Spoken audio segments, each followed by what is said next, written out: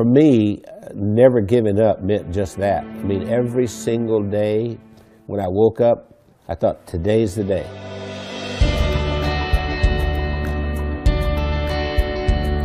I was the second son in a sharecropper's family, and a sharecropper means that you don't own anything. I mean, you work for someone else who's the landowner. We had practically nothing. Everything was hand-me-downs from someone else. I didn't have shoes, and to this day my toes are all grown under because I didn't have shoes.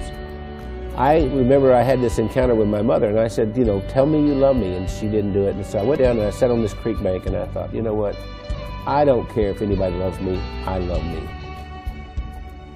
I made a list of goals that I wanted to accomplish, and they were laughable because I didn't even have 2 nickels to rub together, but my first goal was I was going to be a millionaire by the time I was 35. Number 2, I was going to have food to eat because we were always hungry. I mean, my little brother and I used to make mud pies to stop the hunger pains, and I was going to travel all over the world. Those were my goals.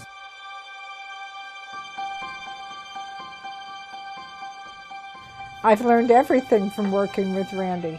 I didn't know anything about business. I started out, before I met Randy, I was a teacher, a mathematics teacher. Well, I think we have a very good balance. Randy's really good in sales and telling the story and explaining why people need to have whatever it is that he's selling. And then he comes to me and says, Wendy, can we make it do this? And I have to get it done. We started working together, and we were together all the time doing things, and that we just, you know, couldn't be without each other. Yeah, once she got exposed to me, it was downhill from there. I mean, she could not last a day without me. That's probably true. That's what the COO does here. Does hair? She preps me. Spit on it, honey, like you used to do. I never spit. We retired a few times. Did he tell you that? We've tried retirement 3 times, but we never figured out exactly how to do it because we've worked all of our lives. We took a year and we traveled around the world. Then when the decision of the day became, where are we having breakfast? I thought, we're in trouble. If I were giving you advice and you were meeting Wendy for the first time, I would tell you, don't get your feelings hurt if she uses her phone while she's meeting with you. Hey, Kim. Hey, Chris. Okay. I'll see you in the morning. All right. Bye. Bye-bye. I kind of feel like a triage nurse at a hospital. And every week I go in and I reprioritize. No, I'm not approving that. I think what drives Wendy is her desire to be the best and provide the best of service to everyone. Awakened at 2:30 in the morning, and I hear this little click, click, click, click, click, click, click, click. And it's Wendy over there looking something up at 2:30 in the morning. And I'll say, why aren't you sleeping? You can do that tomorrow morning.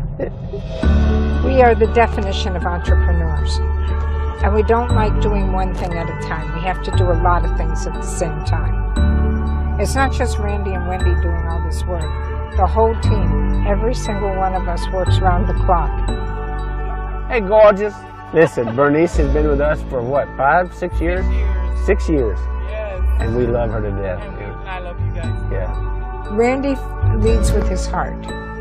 And he's the most incredible person I've ever met. He's gone through so much in his life. And I believe that Randy's, I'm going to make me cry here.